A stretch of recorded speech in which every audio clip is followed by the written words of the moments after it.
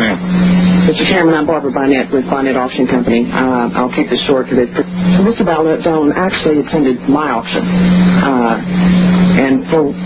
I have never heard from him. He bought a house at my auction. He never called me and had any complaint. He never filed a complaint at the auction board. So I'm not real sure if it's not a case of buyer's remorse or... That's not relevant. Okay. But there's two types of sales, absolute and reserve. Property is sold out with reserve in a particular place, but even if that's irrelevant, any auction is sold either absolute with reserve.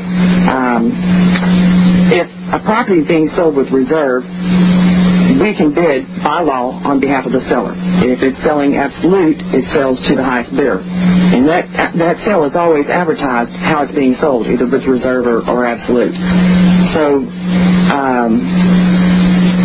I guess I think that would cover it. I mean, if we're advertising sell absolute, it's going to sell the highest bidder. If it's not, it's not. And I think the general public is very aware of it if you attend auctions. I know on my website I've got frequently asked questions and answers, and you can go and find out anything you want to if you've got questions about how an auction works. So I think we pretty much cover how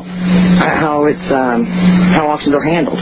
The other thing is that we have an Auctioneer Licensing Board to regulate this, and if you check how many complaints there have been, when I served on the board, I'm not sure, there was just a couple, and I don't know what the numbers are now because I haven't served on the board in a couple of years, but there's not a huge amount of complaints with this. I mean, we have integrity, an excellent reputation, and that's why people come to our auctions, but I also sell equipment, and I can tell you, those equipment guys aren't going to sit there and just let me give their equipment away.